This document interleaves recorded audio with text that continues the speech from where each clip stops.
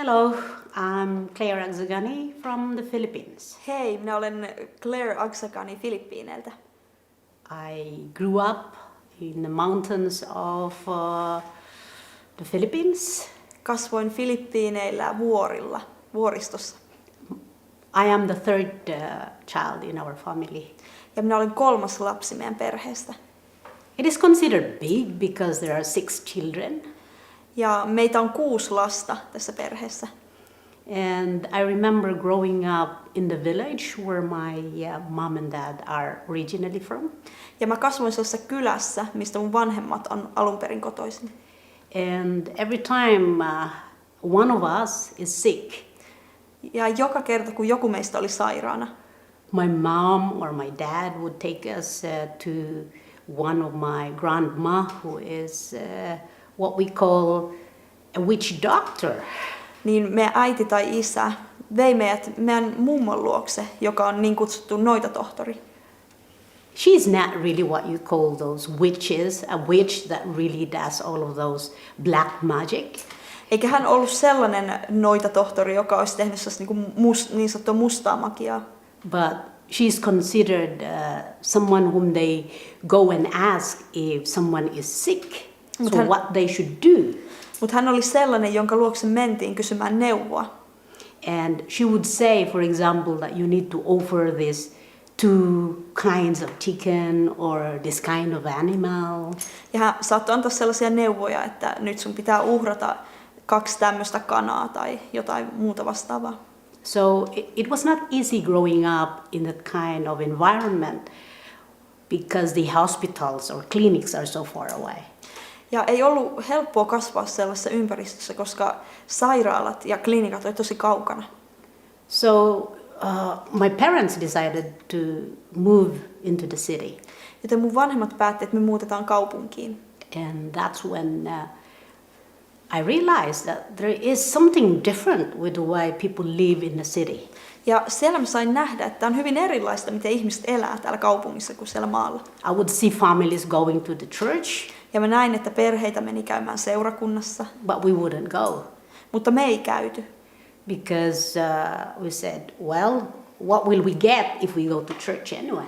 Koska meillä oli semmoinen ajatusmalli, että mitä me sieltä voidaan saada, jos me mennään. Sundays is used for us anyway to go to work. Koska sunnuntait oli meillä semmoisia työpäiviä. So having that kind of understanding, joten kun oli tämmöinen ymmärrys asioista, and then going to school, ja kun mentiin sitten kouluun, and I get this understanding that the more you become educated, the better you can be. Niin mulla alkoi tulla semmoinen ajattelutapa, että mitä enemmän sä kouluttaudut, niin sitä parempi susta tulee. So I said to myself, well, if they can improve themselves by getting a good education, then I will do it also. Ja mä ajattelin, että jos nämä ihmiset täällä pystyy niin jotenkin kehittämään, tekemään itsestään parempia opiskelemaan, niin mä teen sen saman. But it's still when I was in high school. Mutta kun mä olin Yläaste. Niin, kun mä olin yläasteella, I felt this deep longing inside of my heart. niin mun sydämessä alkoi kehittyä semmoinen niin kuin syvä kaipuu. There's something missing inside of me. Jotain minusta puuttuu. And as a teenager, of course, you would be influenced by other teenagers who would go and try to drink, try to smoke. Eli teini-ikäisenä muhun vaikutti se, miten muut teinit käyttäytyi, ja mä niin kuin lähdin kokeilemaan juomista ja muuta vastaavaa. But it's still, there is something inside of me that keeps on saying, I am lacking. There's something deep inside of me that says, I still need something. Mutta silti syvällä minussa joku sanoi, että niin kuin mä tarvitsen jotain muuta, että tässä ei ole kaikki. And there were times that I was thinking that maybe the best way for this is to just get something that you can drink that will just make you forget everything. Ja oli sellaisia aikoja mun elämässä, että mä vaan ajattelin, että no ehkä mun pitäisi niin kuin juoda tai tehdä jotain muuta, mikä saisi mun ajatukset pois. So one time I just left my friends and I went to the shop and looking at all of those poisonous things that you could just drink and then it would just be finished with you. Ja kerran mä muistan, mä menin kavereiden kanssa ja mä näin sellaisia kaikenlaisia myrkkyjä ja muita ja mä ajattelin vaan, että jos mä tällaista joisin, niin se olisi kaikki loppu. But instead of me picking up one of those poison, my friend instead came over and said, "Come on, Claire, let's go somewhere else." Mutta sen sijaan, että mä olisin ottanut sieltä jotain myrkkyä juonussa, niin mun kaveri tulikin sieltä ja sanoi, että hei, mennään ja tehdään jotain yhdessä. And I said, okay, if I cannot feel this emptiness inside of me, I might as well go to school and be somebody. Ja mä ajattelin, että jos en kerran pysty täyttämään tätä tyhjyyttä mun sisällä millään, niin sitten mä menen ja opiskelen ja tulen joksikin. So I was thinking that I will really get a very good education, so I will be someone else in the future.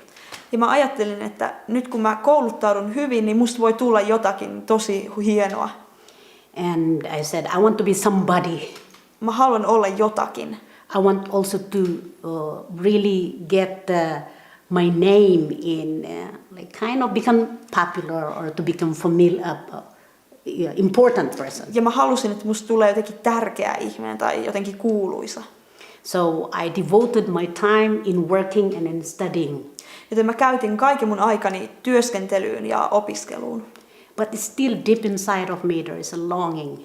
Mutta silti syvällä mun sisimmässä oli se kaipaus. And in 1986, ja vuonna 1986 I had a car accident. Mä jouduin auto-onnettomuuteen. And I said, am I dead? Ja mä sanoin, että kuolenko minä? And I'm looking at my body. Mä katselin mun kehoani. And I said, how come my body is so ugly? It is not alive, it is dead. I was looking at my body lying there on the ground. Mä näin mun ruumiini siellä maassa ja mä katsoin, että se näyttää niin rumalta, se näyttää kuolleelta. And all of a sudden I felt that I was traveling.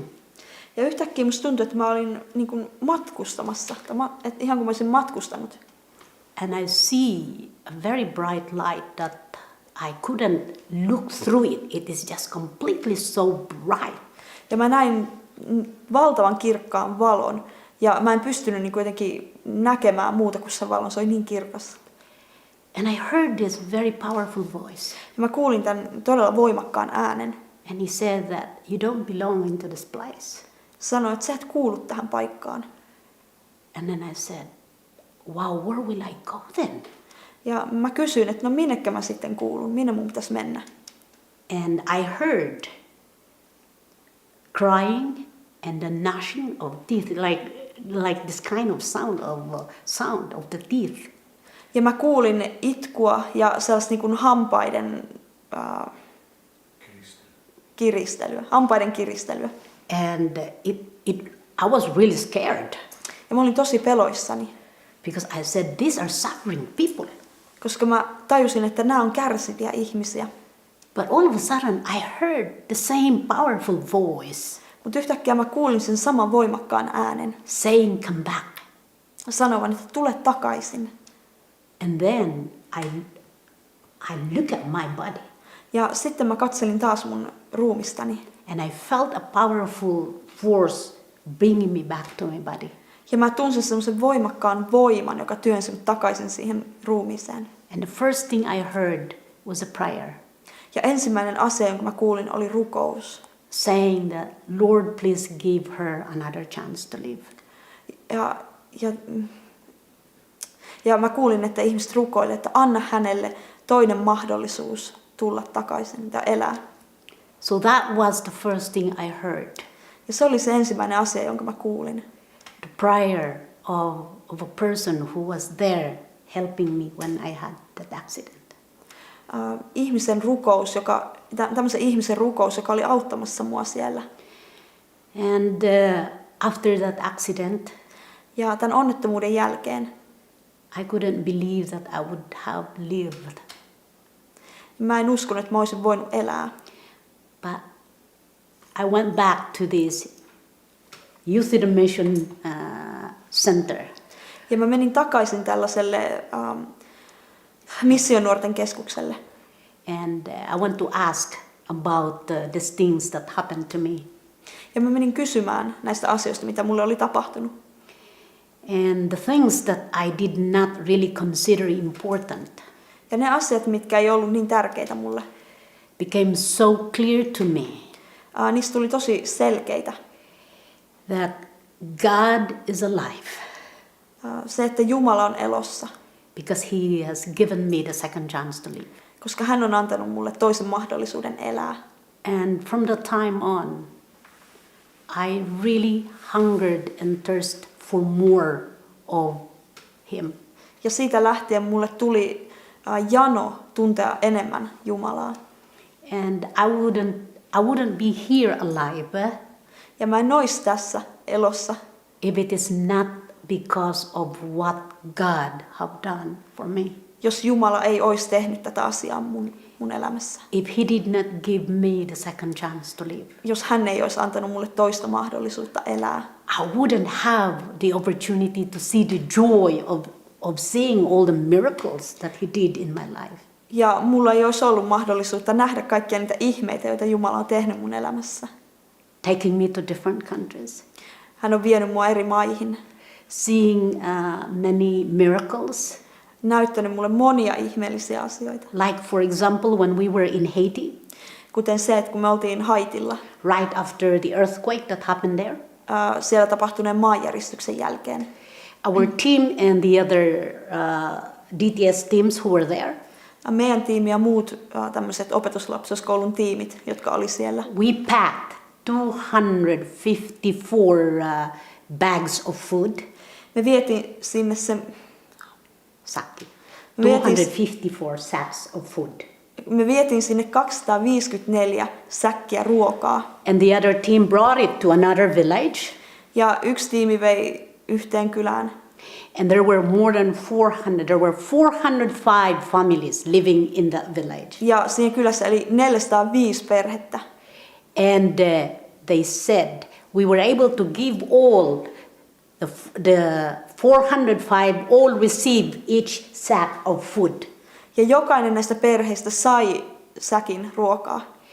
And they came back rejoicing and really thanking God Ja he tuli takaisin iloiten ja todella kiittäen Herraa. because they loaded 254 bags. Koska heillä oli ollut 254 säkillistä ruokaa.